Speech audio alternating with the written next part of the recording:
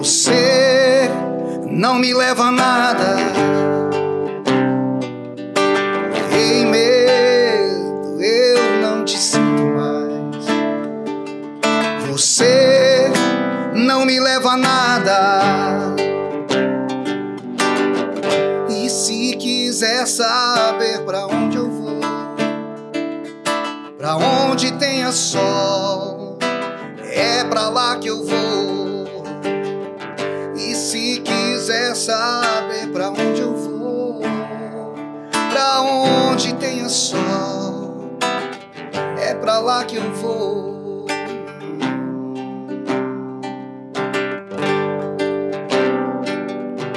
Ei, dor, eu não te sinto mais.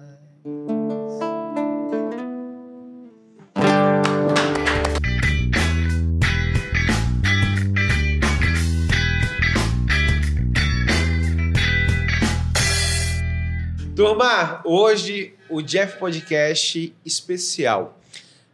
Eu acredito que muitos pais estão passando por dificuldades hoje em dia. A gente está vendo a nova geração surgindo aí, às vezes com falta de Deus dentro do coração. E a gente vai falar hoje sobre isso, né, meninos? Que eu fiz o convite. Então, Jeff Podcast número 62, a gente vai falar sobre a espiritualidade e os desafios que a gente tem com a nova geração. A molecada tendo internet, celular, redes sociais e às vezes esquecendo quem foi que criou, quem foi que colocou eles aqui e quem vai levar eles também, né? Então, e essa passagem que é a nossa vida, eu acho que é importante a gente falar para eles que existe um ser que é maior do que tudo, do que eles pensam e do que eles acham, né?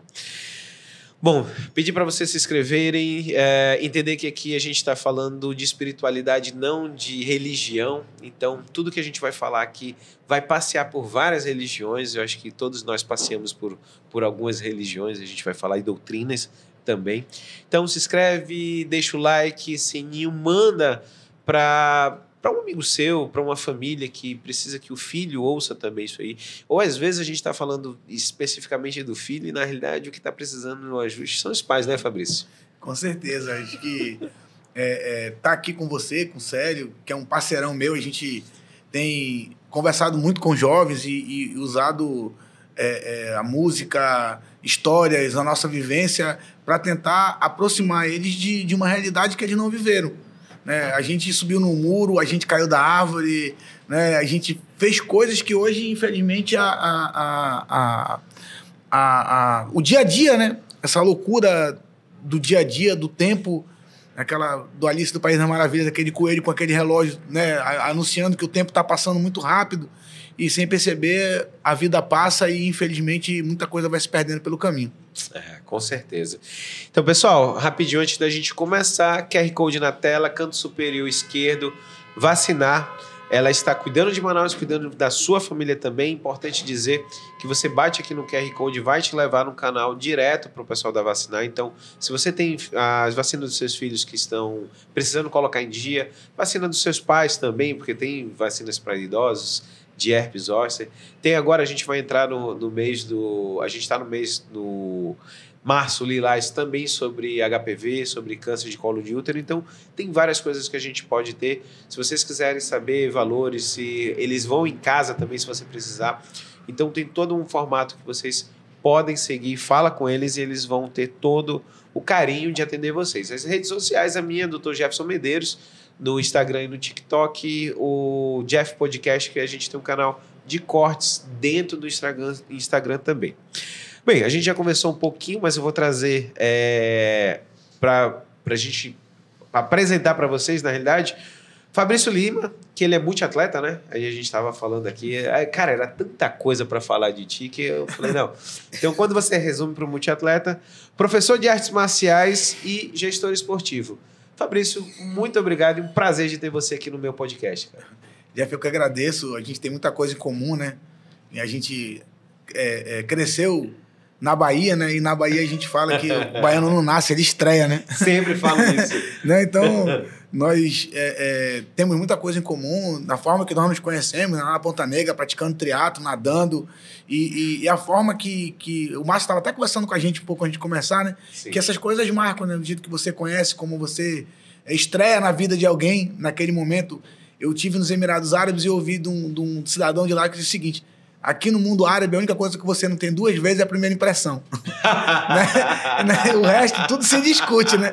Então, essa primeira impressão que fica foi quando eu conheci o Célio, né? O Célio, eu conheci numa noite de ação de graças. Foi quando eu passei a cultivar o dia 20 de novembro, né? O dia de ação de graças, de dar graças ao Senhor, uma coisa muito comum nos Estados Unidos, mas pouco falado aqui no Brasil. E eu sempre, como todos os anos da minha vida, lá, inclusive, é mais importante do que Natal nos Estados Unidos. Né? O Thanksgiving. Então, eu conheci o Célio numa noite de ação de graças e desde então nós nunca mais nos separamos. Né? E sempre que dá, a gente está trocando ideia e agora trabalhando junto, falando de Deus, falando da vida da gente para as pessoas e tentando motivar e transformar de alguma forma com exemplo. Pô, bacana, cara, bacana. E as pessoas saberem que esse podcast ele veio de... Ontem a gente parou, tomou um café. Café com resenha, né? Café com resenha, com resenha com Deus e com louvor, né? Amém. Então a gente estava conversando sobre isso, que são as grandes dificuldades que a gente tem hoje em dia, que a gente vai falar sobre isso. Célio Costa, cantor católico, radialista, pregador da palavra e teólogo em formação, não é isso, Formação, exatamente. Célio? Estamos em formação. Muito obrigado por ter vindo, Célio. E eu não sei se está do lado do Fabrício, se é uma bênção ou se é karma que você também já vai resolver nessa vida. Já está pagando os pecados. Quando for para a próxima, o Papai do Céu fala assim: não, tá boa. Alivia ele que ele já sofreu muito. Já foi muito.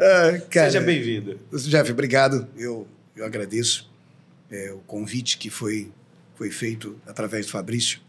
Esqueceu de falar que o Fabrício é pagodeiro, né, cara? Verdade. Não posso falar nada, não, que eu sou apaixonado também. Minha adolescência foi dentro do pagode. Você é louco, aí é show. Então, e essa nossa caminhada em relação a falar de Deus, a levar a Deus, né? É sempre importante quando há essas oportunidades de participar de um podcast, de um programa de rádio, algo que a gente vai falar de Deus. Eu acho isso de suma importância. Então, agradeço imensamente e essa parceria aqui, com a graça de Deus, aí já está dando frutos e vai dar muito mais ainda. Com certeza, né, Fabrício? Amém. Amém. Compor alguns pagodes. O segundo passo a gente vai para isso. É pra God, né? Fabrício, eu sei que você gosta muito do Brunet e eu também, eu sempre assisto os podcasts dele, tudo que ele fala. Brunecast. O Brunecast. E tem uma passagem que eu achei interessante, que cai muito bem do que a gente está falando, do que a gente vai falar, né? Sobre a nova geração. E ele fala assim, que está tão frágil, e ele fala assim, que quem não tiver espiritualidade não ficará de pé. Você concorda? Concordo. Acho que é importante. Eu estava estudando hoje de manhã a palavra, né? E eu estava vendo a palavra felicidade. Começa com fé, né? Felicidade, né? Então, se você não tiver fé, nos piores dias da tua vida, naqueles momentos que você fala, meu Deus, por que eu tô só, né? Porque o teu professor, na hora da prova, fica calado, né? Então, tá ali caladinho, te vendo passar pela prova. É o processo. Então, você tem que ter fé. Mas a fé sem obra, ela é morta. Então, se você buscar a felicidade, mas você não tiver um propósito, se você não souber de onde você está vindo e aonde você quer ir, vai ser complicado, porque tu imagina, pegar na palavra de Deus a vida de Jó. Jó tinha tudo. E foi a primeira vez que Deus desafiou o diabo. Não foi o diabo que desafiou Deus. Ele falou, tá vendo meu servo Jó? Ele é um cara perfeito. Aí o diabo falou, mas ele tem tudo. Por isso que ele é feliz. Segue. Por isso que ele me segue. Aí o que acontece, às vezes a gente tem tudo, não tem problema, tá no céu de brigadeiro, papai e mamãe ajudando em tudo. Aí, bumba, o start, dia de estrear pra vida. Vou sair do castelo e vou enfrentar os meus dragões, né? Os meus dinossauros, as minhas lutas, os meus desafios. E aí, quando você vai pra guerra, né? E aí você fica que nem Deus falou pro diabo, falou, pode fazer o que você quiser, só não toca na vida dele. E o livro de Jó tem 42 capítulos. O último capítulo, 42, vai do 1 ao 16. Jó só prospera no 42, 12 ao 16. E no 42, 2, ele diz o seguinte, eu sei que para Deus nada é impossível. E nenhum dos sonhos dele pode ser frustrado. O que Jó estava? Jó estava sofrendo na pele. Perdeu os filhos, a esposa largou, ela chegou a dizer para ele, amaldiçoa teu Deus e morre. Né? Então, todo mundo pesado, né? Quando ela fala isso, né? Amaldiçoa teu Deus e morre. E ele fala que ele veio para o mundo nu, sem nada. E ele tá feliz porque ele não perdeu o quê? A fé. Só que a fé dele tinha um propósito. E era tão grande o propósito que Deus disse a ele que só iria perdoar os amigos que abandonaram ele se ele orasse por ele, se ele primeiro perdoasse. Então, esse propósito fez com que Jó tivesse muito mais do que ele tinha. Vivesse muito mais do que ele esperava viver. Porque Deus abençoou o propósito de Jó. Ele viveu o processo. E muitas das vezes a gente não quer amar o processo. A gente quer viver as respostas sem amar as perguntas. Então, é esse jogo da vida que a maturidade da gente traz por tudo que a gente viveu. Ah, quem me vê rindo na rua, brincando, não imagina os desafios que eu tenho todos os dias. Né? Pô, acordar 4 horas da manhã para ir para treinar, todo dia tu acorda motivado? Não. Mas o que é motivação sem disciplina? É você querer fazer, mas quando você tem disciplina, você faz aquilo que é necessário, não aquilo que você te agrada, não aquilo que você quer. E aí é esse jogo da vida, todos os dias, de perguntas e respostas. Ô Célio, quando o Fabrício fala sobre propósito, você acha que o grande cerne da nova geração é a falta do propósito? Porque eles são meio perdidos para onde ele vai. E aí, mais uma vez, sobre Alice, o gatinho que fala para onde você quer ir, fala, não sabe. Para quem não sabe para onde quer ir, qualquer caminho serve. É isso que você acha? Cara, o jovem hoje, você percebe que ele sempre vai se perguntar por que isso está acontecendo com ele e nunca para quê. Exatamente aquilo que o Fabrício falava de você não viver o processo do amadurecimento, das situações que você está passando. Você sempre quer entender só por que isso está acontecendo contigo e não para quê. E muitas vezes, até mesmo nós adultos, a gente fica nesse questionamento. E você percebe que o jovem hoje, sem essa fé, eu fico imaginando o jovem de hoje passando por tudo que Jó passou. Você entende? Eu fico tentando imaginar, né? Em Eclesiastes, capítulo 3, diz: se entrares para o serviço de Deus, prepara a tua alma para a provação, porque aqueles que são agradáveis a Deus são provados no fogo, como se prova o ouro e a prata. Então, nós, muitas vezes, nesse processo, vamos passar por isso. E o jovem de hoje, ele não tem essa paciência. Acho que seria isso. Acho que o jovem ele não tem paciência hoje de esperar. Há uma máxima, um ditado que diz: Deus tarda, mas não falha, certo? Sim. Errado. Deus nem tarda na hora certa, né? Ele age na hora certa, na vida, principalmente daqueles que têm essa fé, como Jó teve, como nós procuramos ter essa fé, porque essa fé nos ajuda a cuidar bem de nós mesmos, a cuidar bem da nossa casa, da nossa família, dos nossos filhos. E, eu tenho um filho de 12 anos, então eu procuro passar para ele exatamente isso. Cara, o mundo aí fora não vai ter pena de ti, não. Então você tem que estar firme, cara. Sim, tá firme. Olha só, ainda hoje de manhã eu tava ouvindo o David Leonardo e ele falou uma coisa interessante, que era exatamente como é que nasce um diamante. Então, um diamante é uma coisa tão bonita e tão valorosa. E ele fala que nasce sob pressão, calor e tempo. E quando a gente vai falar sobre isso, a gente entende, vai somar o que vocês falaram. Primeiro é o seguinte: pressão. Vai existir pressão. Se não tiver em casa, vai ter na rua. Se você teve pressão em casa, mas uma pressão com amor, com carinho e com afago, vai ser mais fácil o da rua. Se você não teve isso aqui, você não vai saber lidar com a rua, porque vai ser muito mais cruel do que na sua casa. E o tempo, e eu falo muito isso sobre a resiliência. Na minha área da medicina, eu vejo muito isso. A gente termina, quando eu comecei a faculdade, eu sabia que iam ser 6 anos de faculdade, liso. Mas aí eu fazer mais 2 de cirurgia geral, liso de novo. Para eu fazer mais 2 ou 3 de especialização, para depois de 10 ou 11 anos, eu começar a trabalhar e ganhar dinheiro. Ponto. Hoje em dia, o que acontece? Os meninos terminam 6 anos de faculdade, na sua grande maioria. Hoje em dia, nem mais residência eles querem fazer. Por quê? Porque eles acham que esses 4 anos a mais de especialização é perder tempo. E aí eu vejo que hoje em dia, com 20 anos de profissão, tudo que eu conquistei, aonde eu cheguei, ele foi por causa do tempo e da resiliência. Eu tinha toda a certeza que depois de 20 anos de formado, eu ia estar onde eu queria estar, que é onde eu estou hoje. Só que eu sabia que tudo no tempo de Deus, e não no meu. Exatamente. E não no meu. Então, assim, essa pressão e o tempo, você consegue observar isso, Fabrício, quando você dá as palestras, sobre essa falta de resiliência, de tudo agora, é rápido, eu quero amanhã, eu quero com um ano. E ele não entende que o meu projeto, o projeto da gente, era para 5, 10, 20 anos e mais, né? Imagina, Davi. Davi, com você na faculdade, matou leões e ursos e ninguém viu. Uhum. Ele estava lá, né, com pastoreando e cuidando das ovelhas e matou leões e ursos para proteger aquelas ovelhas.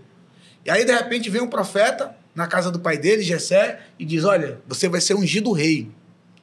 Aí tu imagina, vou virar rei. Aí, confusão e tal, o gigante chega, né, os fariseus, aquela coisa toda. Aí o gigante enfrenta todo mundo. Aí o Davi está indo fazer o quê? Levar marmita para os irmãos. Ele era o improvável, né, que a gente chama do nada, né? O improvável, né, que já tinha matado leões e ursos, ninguém sabia, tá entregar marmita para os irmãos. E ver aquele gigante desafiar, né, um exército enorme. E aí ele vai e derruba o gigante, como todo mundo conhece a história. Só que ele derruba o gigante e aí as pessoas começam a cantar. Saul matou milhares, mas Davi matou 10 milhares, é aquilo que o Célio falou. Ele começou a ser visto. E no momento que você é visto, você começa a levar pedrada, você começa a ser apontado o dedo para você e você começa a ficar... Que aí, eu terminei a faculdade, pô, vou ganhar dinheiro. E agora começa a ser tentado. O que acontece? Davi foge de Saul. Porque Saul já queria matar Davi. Uhum. E Davi vai se recolher aonde? Com aqueles que ele enfrentou. E aí lá ele tem que se fingir de louco para não morrer. E aí vai para uma caverna chamada Caverna de Adulão. O que é a Caverna de Adulão? É onde está o nosso processo.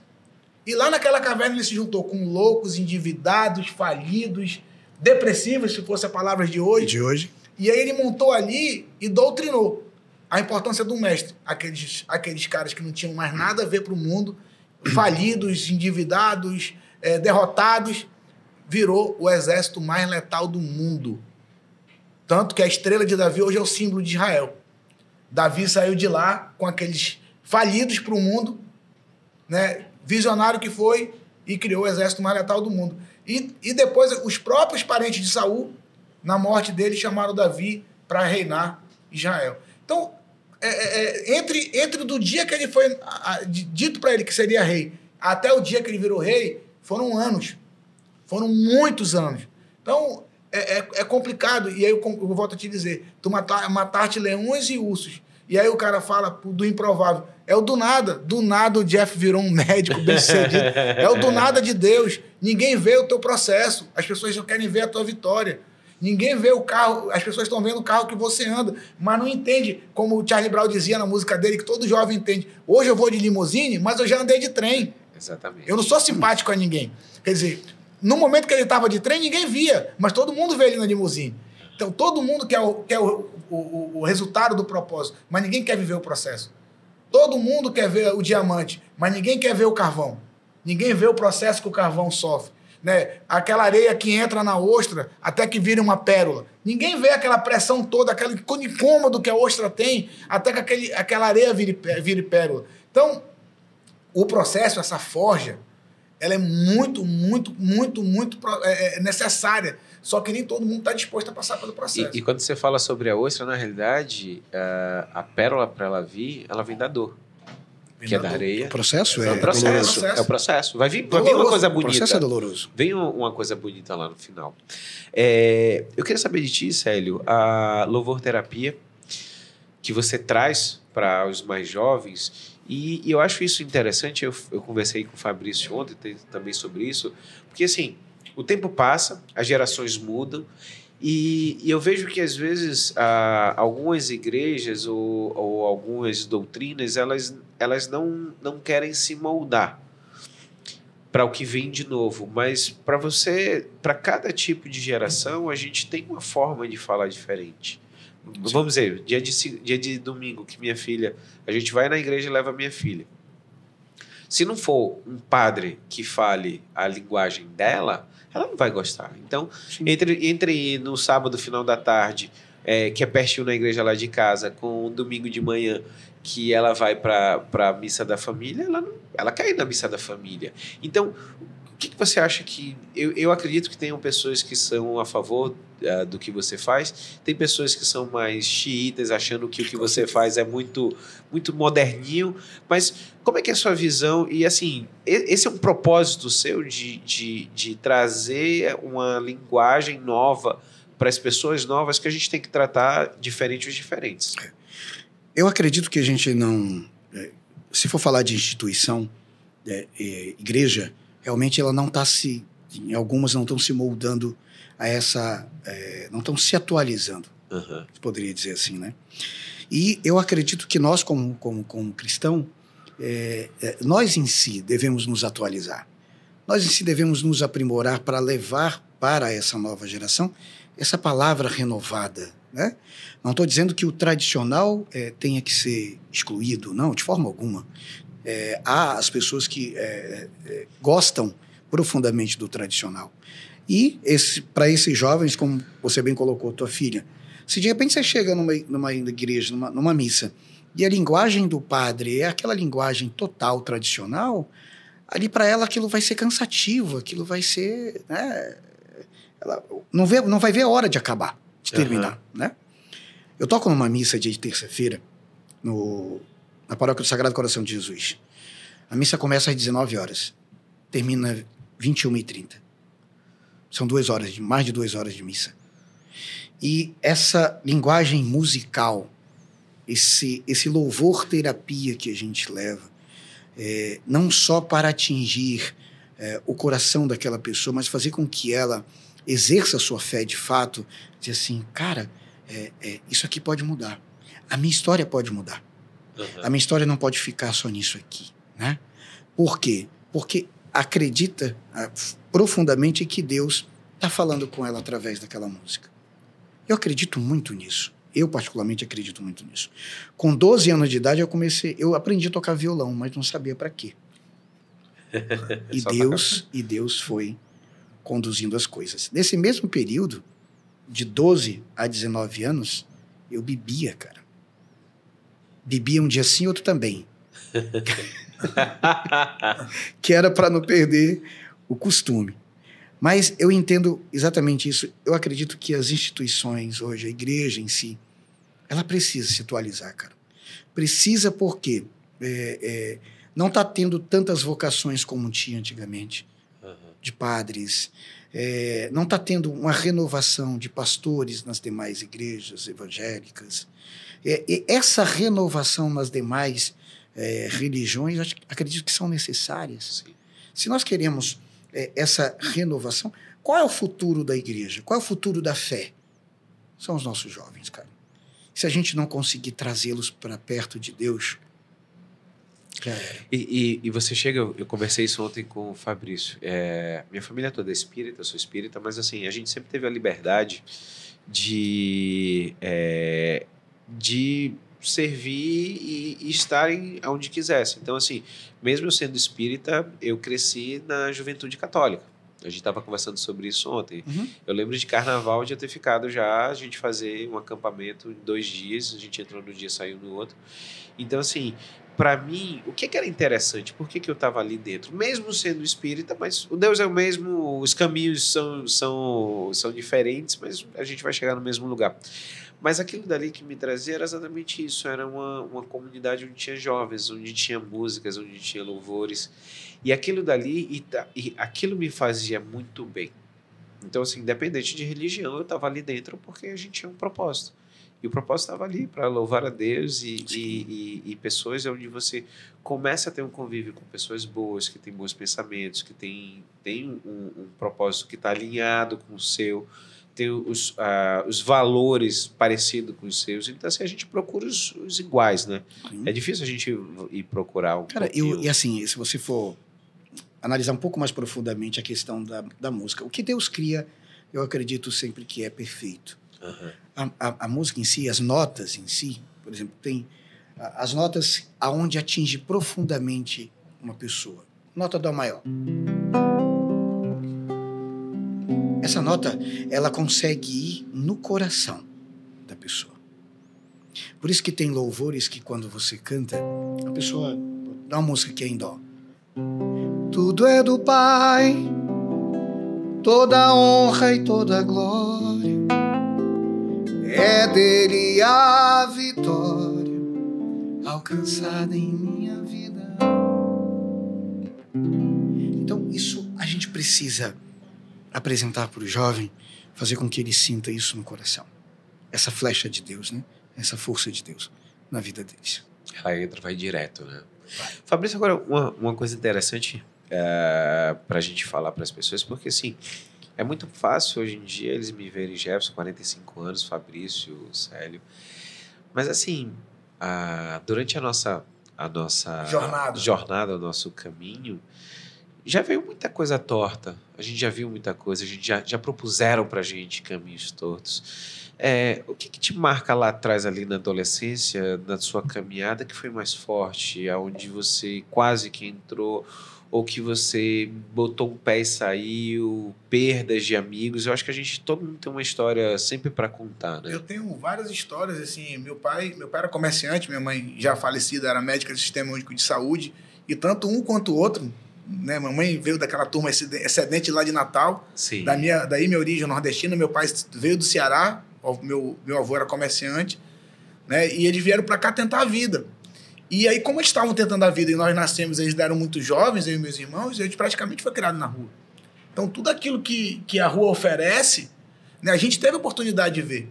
E olha que coisa engraçada, né? Eu já, depois de muito tempo vereador, e escolhendo todos os caminhos que eu pude escolher, os certos e os errados, mas aquilo foi construção da minha história.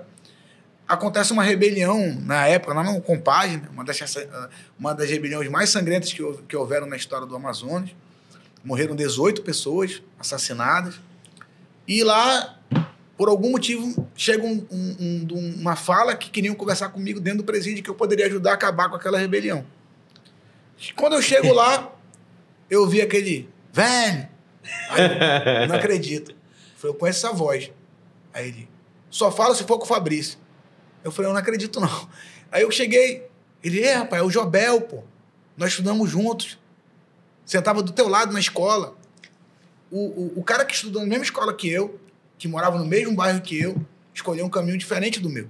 Ele era do PCC, né? Foi transferido de Curitiba, porque lá ele comandou a rebelião, que demorou mais até então. Foram 6 dias lá no Paraná. E veio transferido para cá. E lá ele participou dessa rebelião, de alguma forma, e me ajudou com que ela parasse. Né? E eu falando, cara... E aí eu lembro como se fosse hoje, um repórter que não está mais aqui, hoje eu tive a oportunidade de conhecer o filho dele recente, um grande amigo meu chamado Sebastião Reis, ele era da Folha de São Paulo, veio para cá também, ele falou, cara, tu conhece esse cara? Aí eu falei, conheço, e fui respondendo assim, parecia que era Deus, ele falou, e eu posso registrar essa matéria? Eu falei, pode. E aí da mesma forma, perguntou, tu quer que eu coloque o quê aqui? Eu falei, que ele era meu melhor amigo na escola. E ele, mas e aí? Eu falei, foram caminhos diferentes. Mas a gente está tendo a oportunidade de se reencontrar aqui. Cada um com o seu problema. Né? E aí, naquele momento, cara, para mim foi uma bênção, porque eu pude conviver na vida do Jobel até o dia que ele foi assassinado, 3 dias antes de depor sobre aquela chacina, que ele tinha visto e sabia que realmente tinha acontecido. E, infelizmente, está no túmulo dele. E o enterro do Jobel, para mim, foi algo... Porque estava eu ali de paletó, alguém com uma caneta na mão, anotando todo mundo que tinha ido, eu e mais aquelas 7 pessoas que estávamos lá, diferente de tudo aquilo que o Jobel tinha vivido, da nossa adolescência. Então, eu pude ver que o meu caminho, as minhas escolhas fizeram chegar num lugar diferente das escolhas do Jobel. Isso não me tornava nem menos nem mais importante. Mas é muito importante a gente entender que a vida é uma bifurcação. E aquele meu contato com o Jobel me trouxe uma coisa muito importante quando eu estou dando aula em projeto social para criança. Aí eles falam, mestre, como é que eu escolho meu caminho, então? Aí eu cito um exemplo de coisas que eu aprendi na adolescência. Na época da ditadura, o Tiago de Mello, nosso grande poeta, que eu também tive a oportunidade de conhecer lá de Barreirinha, quando voltou naquele perdão que houve, né? Naquela anistia, junto com o Raul Seixas. O Raul Seixas de Salvador fez uma música, né? Ele falou, vê se me entende, olha o meu sapato novo, a minha calça colorida, o meu novo é o life. Eu tô tão lindo, porém bem mais perigoso, aprendi a ficar quieto e começar tudo de novo. Então, aquele momento fez com que ele aprendesse. Já o Thiago foi se exilar no Chile, na casa do Pablo Neruda, do grande poeta, escritor. E quando ele voltou, ele disse uma frase que marcou a minha vida. Ele falou assim, poeta, você vai tomar um novo caminho? Ele, não. Eu apenas vou mudar a forma de andar no caminho. O meu caminho vai ser o mesmo. Né? A forma de andar no caminho vai ser diferente. Eles disseram a mesma coisa de uma forma diferente. Então, o caminho é Jesus. É o caminho, a verdade e a vida. Ninguém vai ao Pai senão por Ele. Porém, cada um escolhe a forma de andar no caminho. Como quer chegar até Como ele. quer chegar até Ele. E a somatória dessas escolhas que fazem essa nossa jornada. Então, dizer não para as coisas que não te levam a lugar nenhum, e eu falo com meus alunos, é uma bifurcação. Só prestar atenção. Onde tiver menos gente indo, é o caminho certo. Onde tiver mais gente indo, é o caminho errado. Sempre que você tiver dúvida, preste atenção nisso. Toda vez que eu escolhi ir no caminho que todo mundo ia, não deu certo. Eu tive que voltar para procurar o caminho que tinha menos gente. Por que tinha menos gente? Porque é o mais dolorido. Ficar à noite acordado tomando café, estudando para anatomia, para prova, o Célio para aprender a tocar violão. Imagina, cara, hoje ele é um instrumento de Deus. Hoje ele toca na vida das pessoas porque ele conhece muito bem as notas, né, o tom da música, a impostação da voz dele. Mas imagina quanto tempo o Célio teve que ralar, como dizia minha avó, a cabeça do dedo dele nessas cordas de raça. Fazer calo. Fazer calo, para que ele pudesse tocar no coração das pessoas. Então, é muito mais fácil você escolher o caminho que todo mundo faz. Eu vou te dar um exemplo na Bíblia. Jacó, que depois virou Israel. Jacó é um cara que teve a vida cheia de defeitos. Ele comprou a bênção por lentilha do irmão. Né? Na malandragem ali, convenceu o irmão a vender uma bênção que era dele para ele pôr lentilha. O que aconteceu? Deus proporcionou um encontro para ele com um anjo. E ele, literalmente, como eu disse lá em Salvador, ele saiu na porrada com o anjo. Foi pra porrada. E passaram a madrugada brigando os dois. Mas o que é que Deus fez na vida de Jacó? Falou assim, o anjo falou, para. O que é que tu quer? Ele falou, não vou sair daqui sem minha bênção. E o anjo falou, eu vou te dar a bênção. Mas tocou na perna de Jacó e fez Jacó ficar coxo. O que era aquilo, gente? É uma marca de guerra. Eu ouvi isso do Aldo, ele tem uma cicatriz no rosto. Ele falou, irmão, isso é marca de guerra, só tem marca de guerra quem vai pra guerra. Então a vida da gente é uma guerra. E ela vai deixar cicatrizes. Vão ficar as marcas da guerra. Porém, que é o mais importante, as cicatrizes lembram a gente que o nosso passado foi real. Quando o Célio fala, poxa, eu bebi.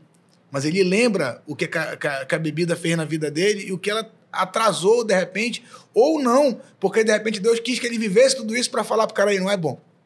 Não é legal. É isso que eu queria chegar. Você falou ali, 12 a 19 anos. Então, assim, cara, você começou muito cedo a beber.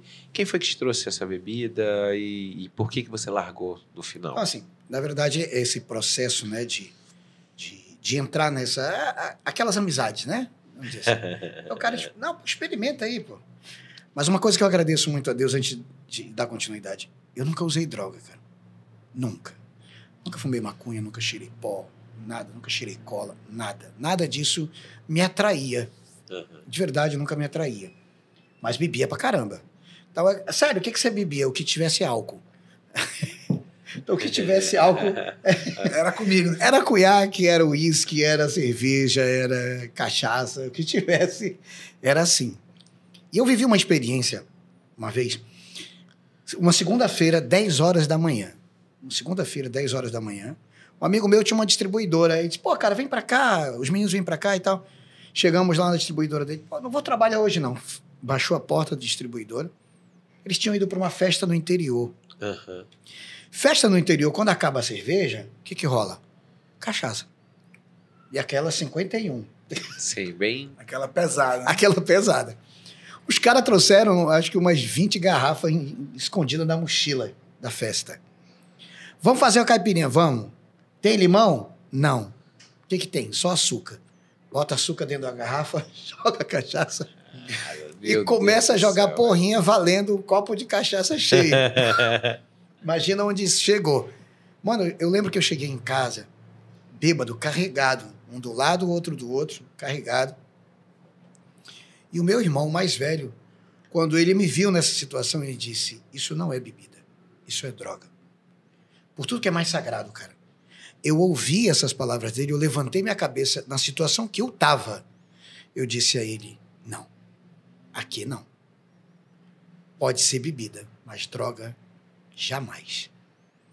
E esse tempo de vivência, dos 12 aos 19, vivi, trabalhava num bar, junto com meu irmão tinha um bar, eu trabalhava como garçom nesse bar.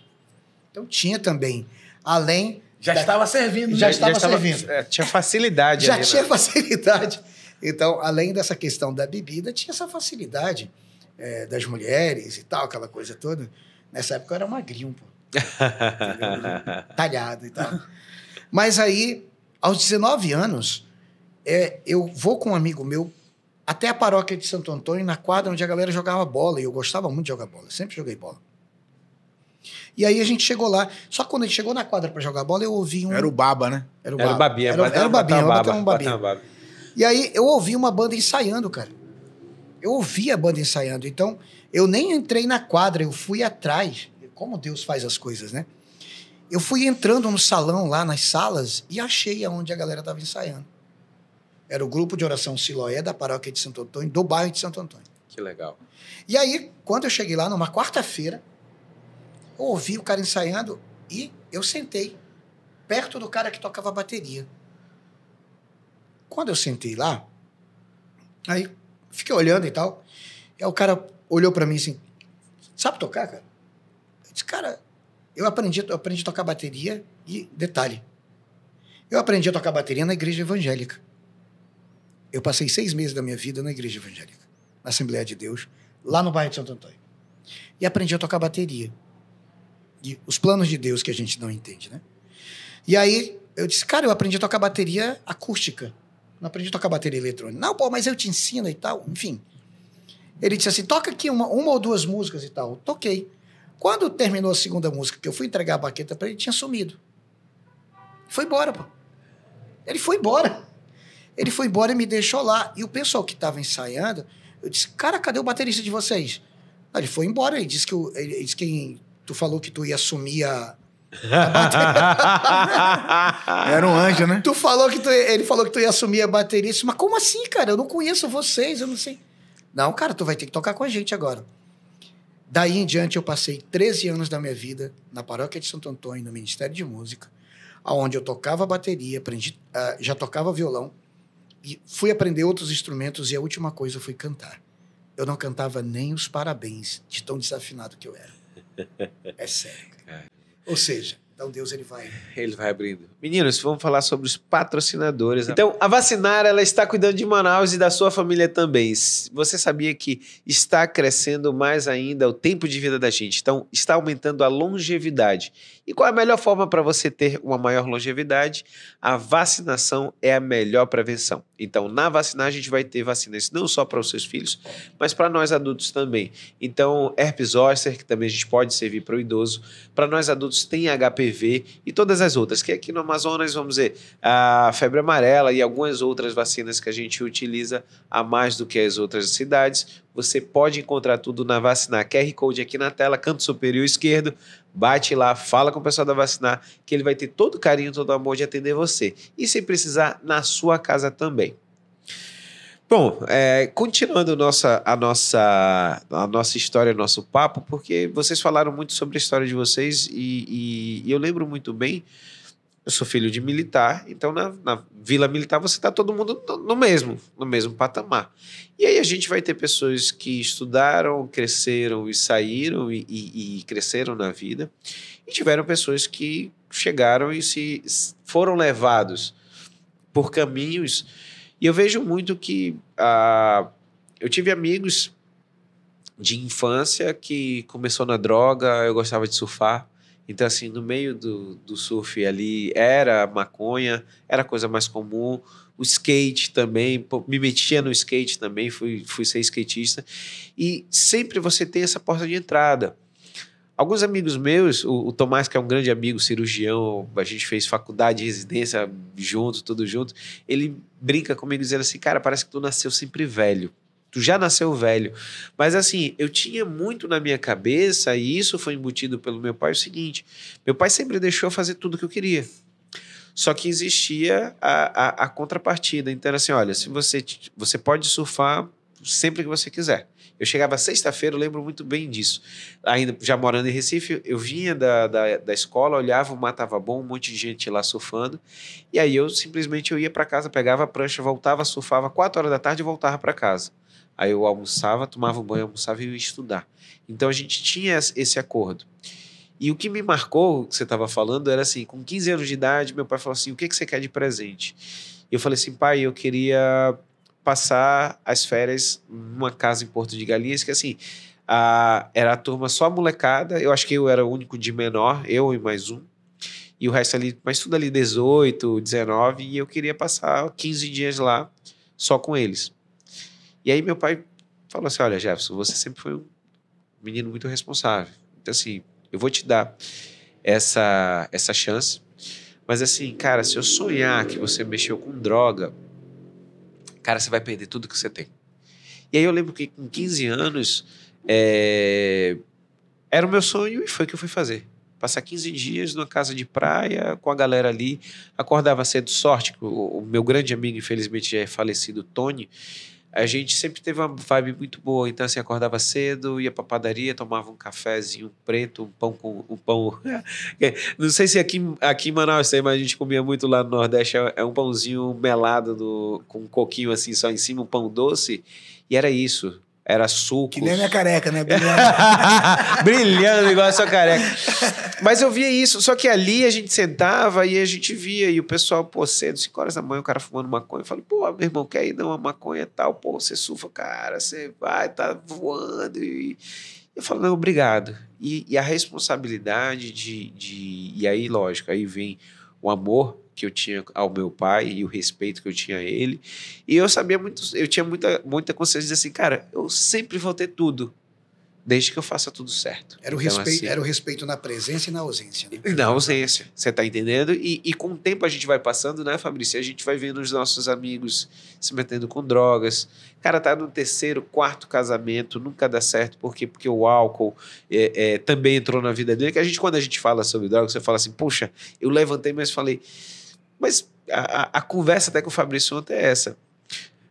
O cara que bebe, enche a cara, pega um carro, atropela e mata outra pessoa, mas nunca usou a maconha, esse cara é mais digno do que o cara que é usuário de maconha. Não, de forma pô. Entendeu? Então, assim, são os valores que a gente tem que rever também por causa disso. Porque droga é droga. Lícita ou ilícita, continua sendo droga. Não deixa Você de tá ser. entendendo? Não deixa de ser. Fabrício, outra coisa que eu queria pontuar contigo era... as famílias hoje em dia, a gente conversou até antes aqui, mas a gente tinha famílias grandes. Sou eu e mais 3 irmãos, então somos 4 lá em casa. Então você de noite, você tinha com quem conversar. Às vezes quando você fazia besteira, putz, tinha teus irmãos ali. Mas, velho, né? Segura a minha onda aí. Segura a onda aí, você tá entendendo? Eu lembro que o meu mais novo... Se a mamãe estiver chegando, tu grita, né? O meu irmão mais novo não bebia. E uma vez eu acho que ele tomou uma lata de cerveja, chegou em casa e tava eu e o do meio e falou pra ele, olha, pelo amor de Deus, a gente vai entrar em casa, a gente vai entrar por trás. Aí você pega a porta, você vira pra esquerda e vai tomar banho. Beleza, beleza. Ó, mamãe não pode ver que você tá assim. Uma lata de cerveja, cara, ele tinha tomado. Caraca. Abriu a porta, ele grita e fala assim, mamãe, te amo. Pô, se entregou. Aí minha mãe falou assim, menino, vocês deram bebida pra eles, você tá entendendo? Só que a gente tinha essa cumplicidade, só que hoje em dia a gente tá vendo assim, a família tá se tornando pai, mãe e mais um. Você acha que essa diminuição também está trazendo malefício para essa nova geração, onde você não tem com quem dividir, você não tem aquele amigo dentro de casa? Você acredita que isso está influenciando também, Fabrício? Eu acho que a falta do contato físico, da conversa, que a gente muitas das vezes encontra na igreja, encontra lá no centro espírita, encontra no lugar que a gente frequenta. Eu lembro muito, eu fui no projeto de paz no Haiti, e lá nós precisávamos escolher a nossa arma, né?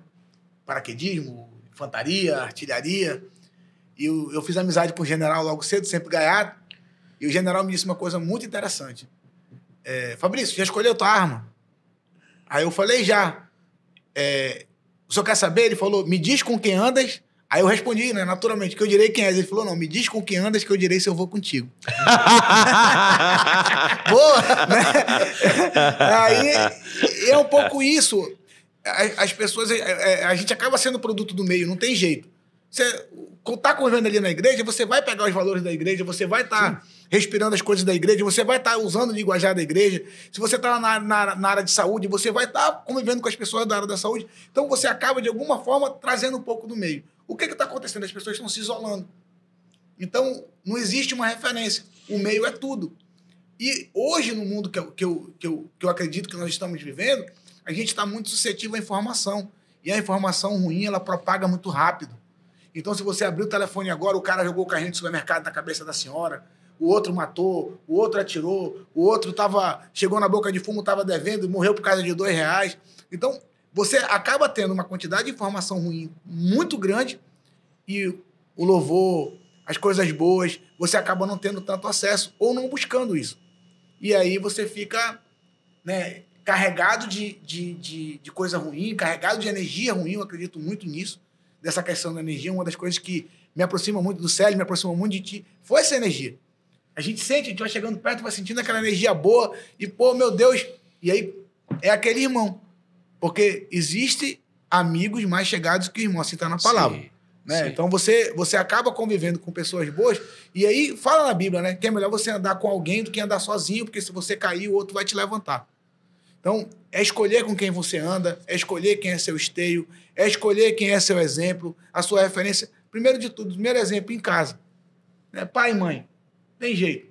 Né? Tá na palavra também que se você honrar seu pai e sua mãe, você vai prolongar seus dias na terra.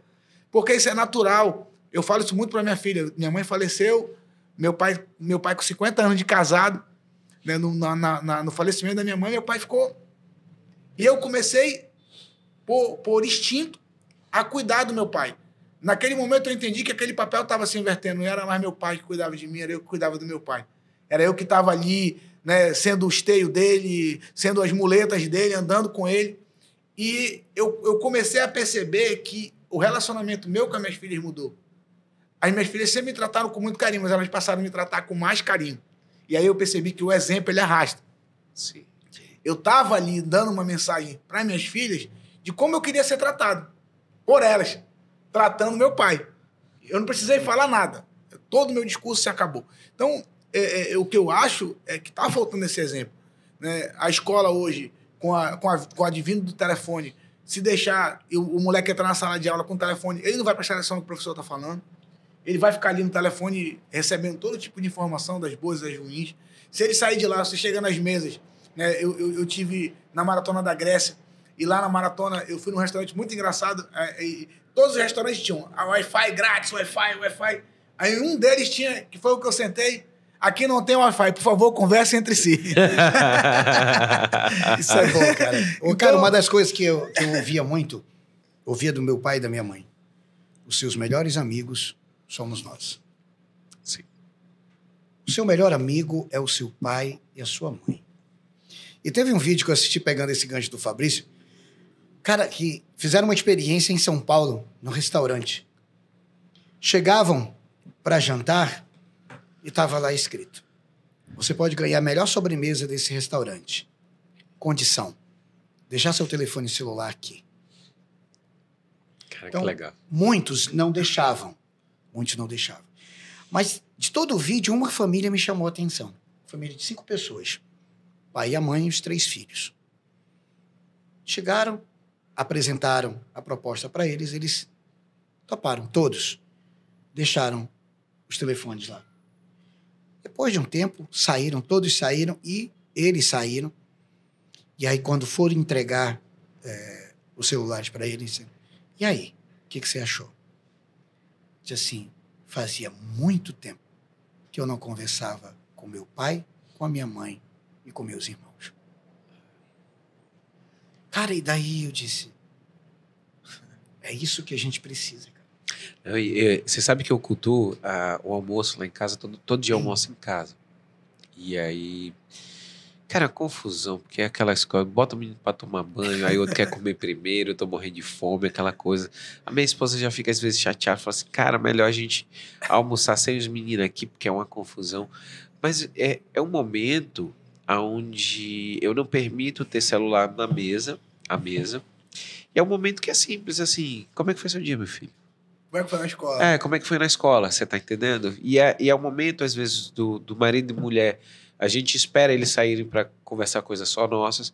Mas, assim, por muito tempo, eu vou ser sincero, dentro da minha casa com os meus pais, baiano, a gente gostava de comer na frente da televisão. Sim. A gente cada um botava o prato, todo mundo sentava ali na frente da televisão.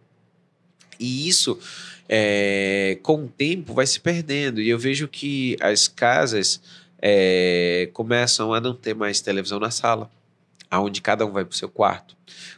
Tem um estudo de Harvard, da faculdade de Harvard, que ele fala que a grande mudança que teve nos últimos 10 anos foi que hoje em dia não tem mais TV dentro do alojamento.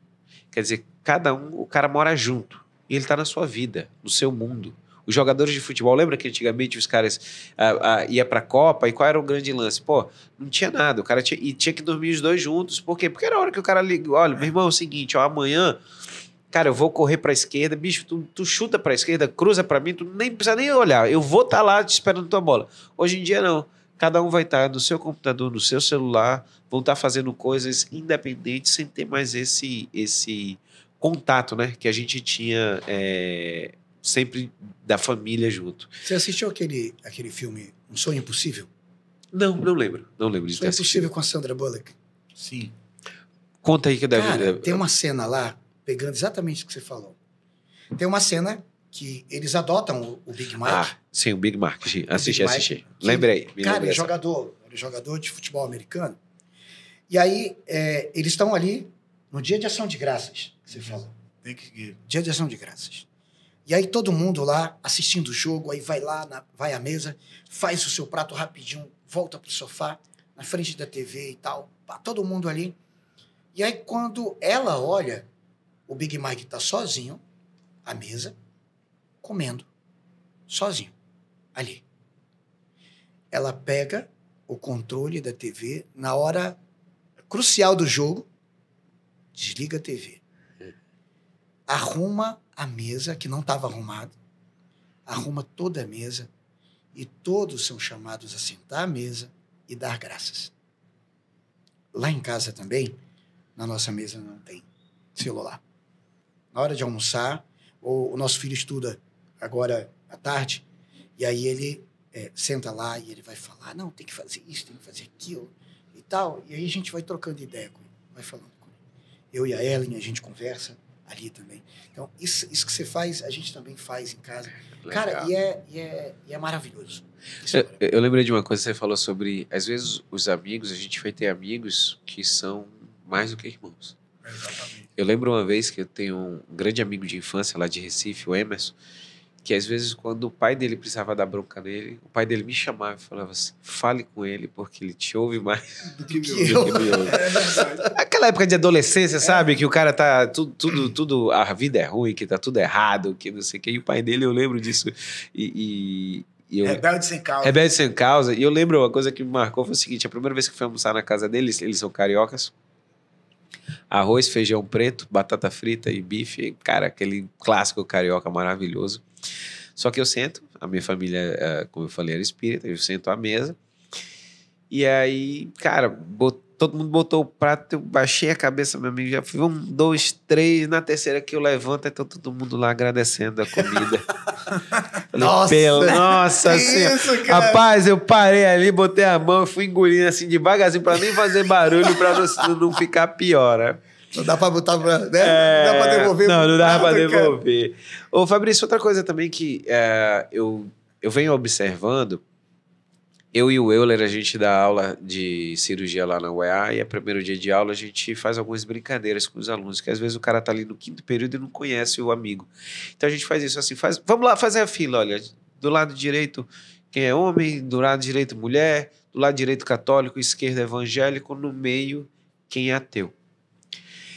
Eu vou falar para vocês, com esses 12 anos que a gente já tem, essa fila do meio começou a crescer. Olha que coisa. E aí, quando isso começou a acontecer, uma vez eu sentei e o Euler, a gente começou assim, um grande diferencial dos médicos brasileiros, se a gente for comparar, eu tive estágio lá no Canadá, conheço médicos de outros países, é exatamente a parte de ser passional. o nosso catolicismo traz a parte passional. Então, assim, se uma família, um paciente está ruim, a tendência é dizer, olha, se Deus quiser vai dar tudo certo, vamos fazer tudo. Eu falo para os meus pacientes que eu só sou um instrumento. Quem bota a doença, quem tira a doença é Deus. Acabou. Um dia, eu posso até fazer um podcast, acho que um dia eu vou fazer um podcast sobre isso. Aonde Deus tocou na minha vida para eu entender que não sou eu que curo. A cura não é minha. E eu lembro, e eu falo para meus alunos sobre uma passagem, que é Deus voltando, Jesus voltando, depois que Lázaro ressuscitou, entra na Judéia, e está lá a Sexta-feira de Ramos, e todo mundo ovacionando, e o burro que estava levando ele atrás, ele achou que aquela festa era para ele. E aí eu falo que toda vez que o médico, que ele achar que é ele quem cura, é o burro. Porque o burro entrou primeiro. Você tá entendendo? É o burro achando que é ele quem tá curando. É quem tá acima dele. É quem tá acima dele. Entendeu? E assim, você consegue observar que a gente já falou sobre vários pontos, mas isso é um que soma bastante, onde a pessoa, quando ela não tem Deus no coração, quando ela é ateu, realmente, falta o propósito principal que é para a vida dele. É quando você cria uma conexão com Deus, a tua vida fica diferente.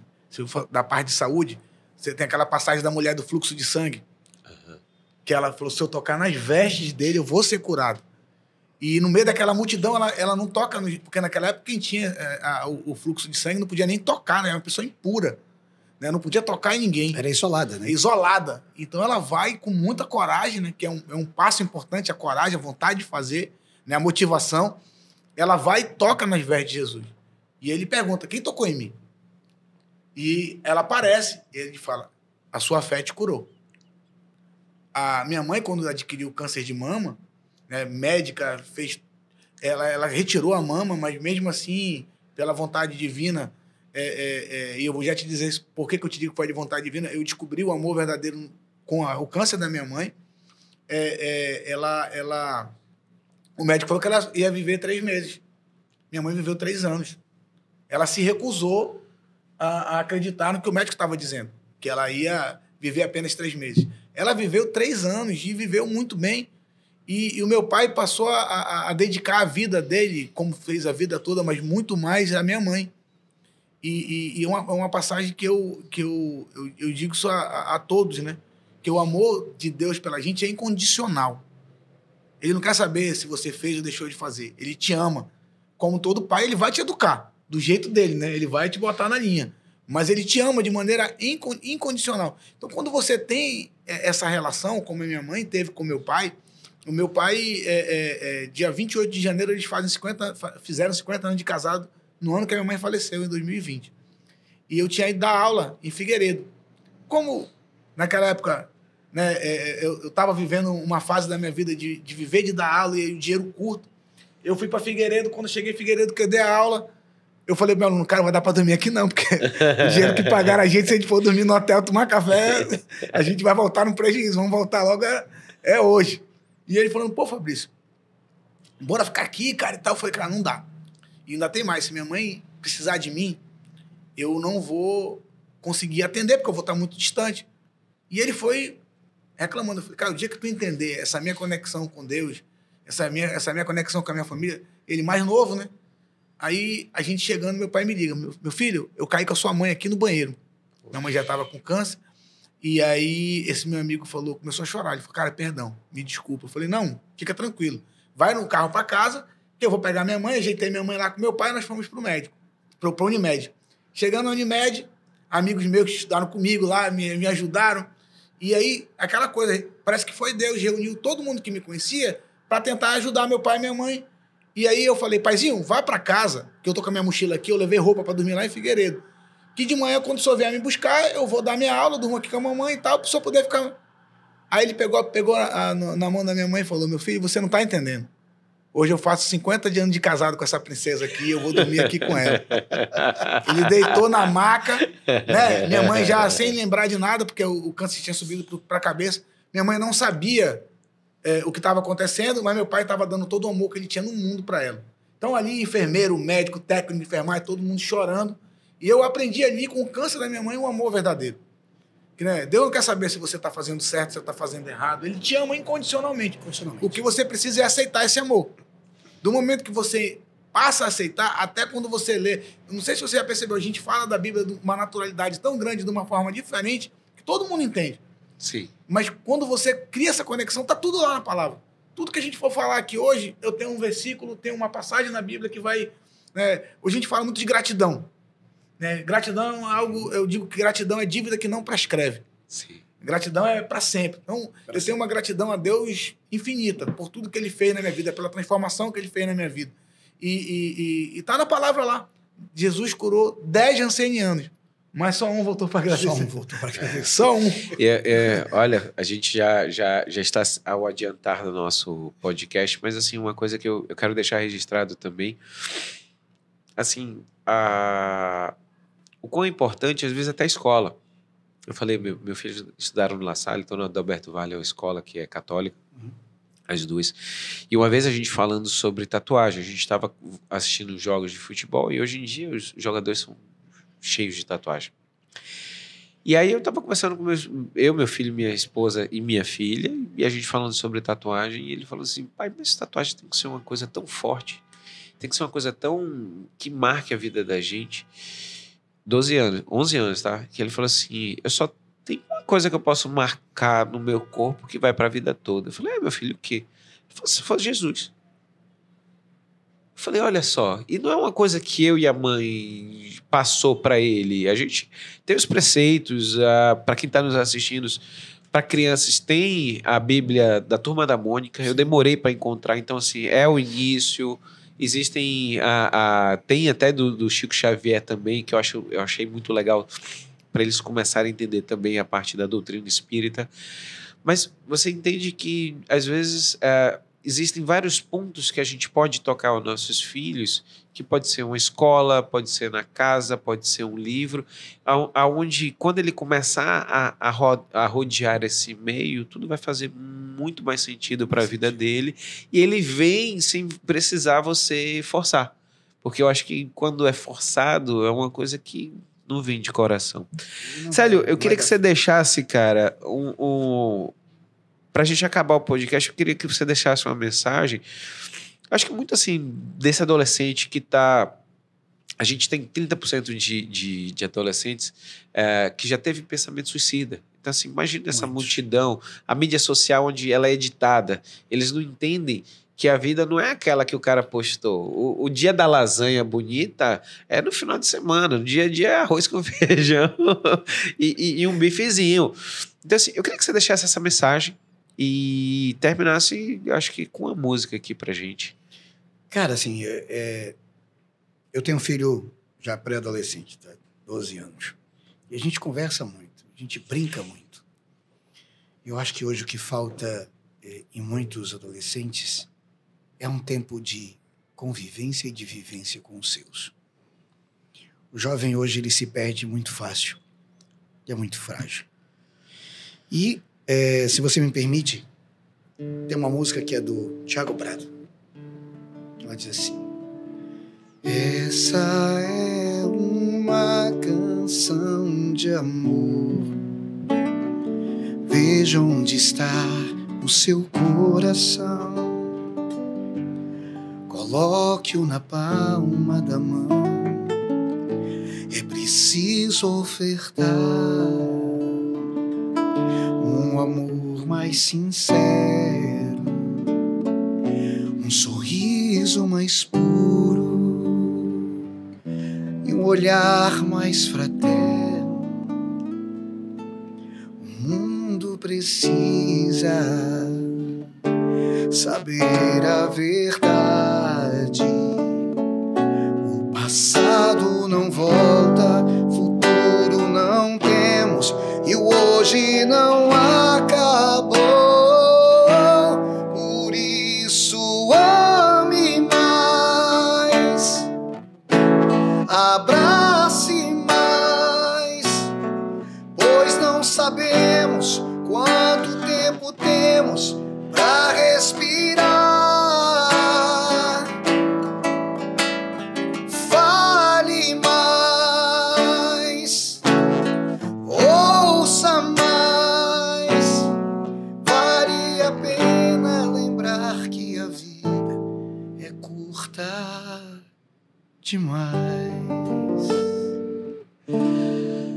Ai, cara.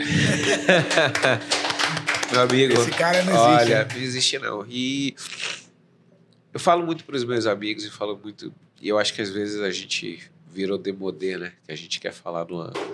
Mas assim, tudo eu acho que a gente. Eu pelo menos. Tudo que eu sou hoje em dia, agradecer a Deus primeiro e aos meus pais. Meu pai sempre esteve do meu lado, cara. E a conversa. E o que eu tento passar pro meu filho. Eu vejo muito isso que as pessoas... meu pai e minha mãe. Pai e mãe, cara. Porque sem pai e mãe, a gente não ia chegar. E eu digo que assim, a todos os sonhos e todos os voos mais altos que eu sonhei, eu tinha certeza que se tudo desse errado, eu não ia cair no chão, porque eles iam... Segurar. Deixa eu só falar uma coisinha. Tem uma... Pegando esse teu gancho. Tem uma única ave que tenta enfrentar a águia. É o corvo. Ele tenta. Falando desse voo mais alto, né? Uhum. Ele sobe, enquanto a águia tá voando, ele sobe nas costas da águia e começa a bicar a cabeça dela. Para ver se ele consegue derrubá-la. Para se alimentar. Só que a águia, quando percebe isso, ela começa a voar mais alto. Muito mais alto. Muito mais alto. E chega um certo momento que acaba o oxigênio pro corvo. E ele não tem mais força. Ele cai.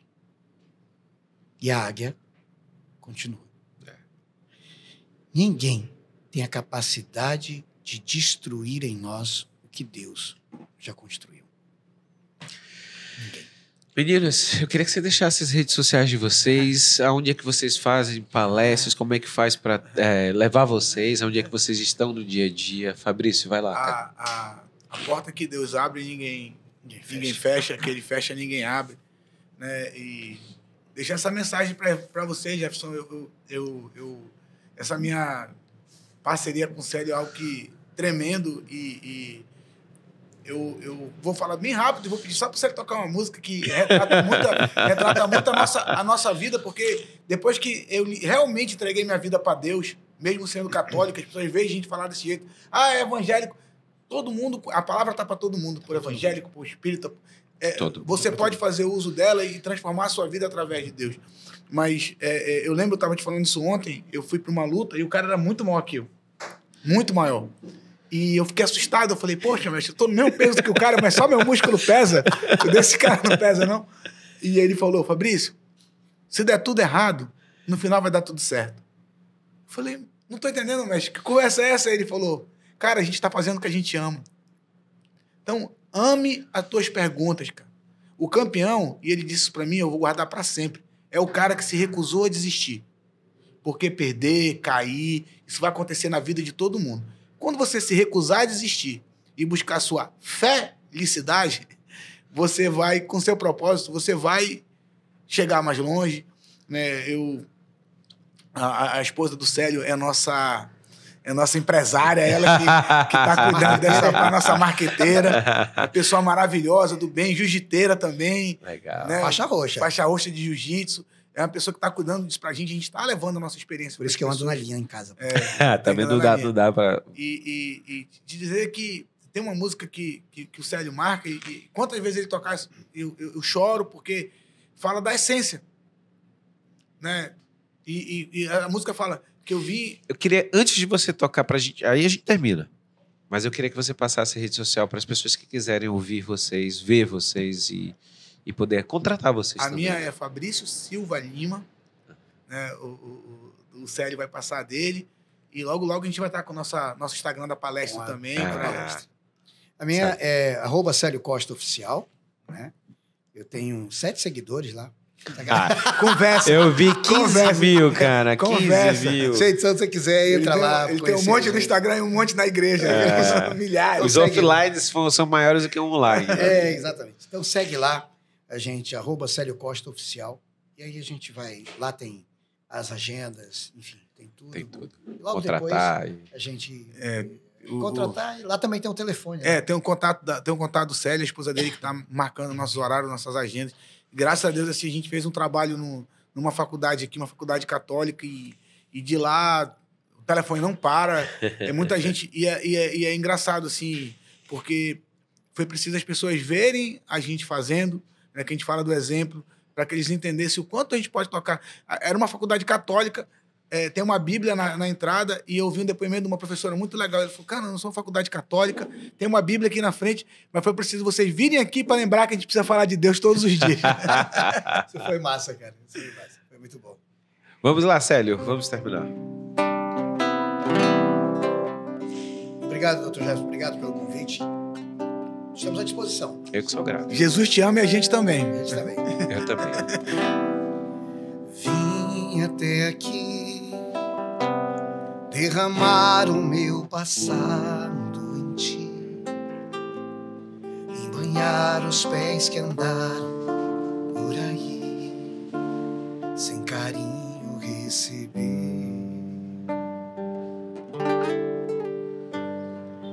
Hoje estou aqui, não porque mereço, eu sei, pois tu sabes por onde eu andei, conheces bem o meu perfume, mas tu sabes também que o meu choro é sincero, porém não tenho nada a oferecer, meu Senhor, mas te dou a minha vida. É tudo o que tenho,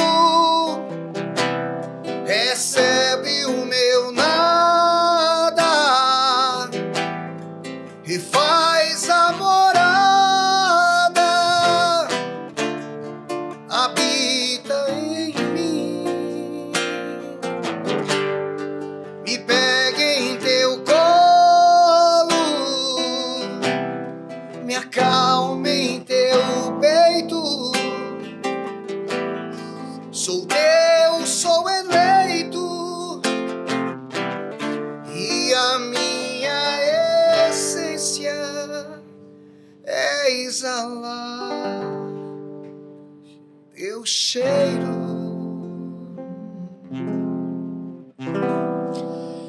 E assim a gente termina mais um Jeff Podcast. Muito obrigado, meninos. Grato, gratidão sempre. Deus abençoe grandemente. Obrigado pela oportunidade. Obrigado. Um abraço. Amém. Até a próxima.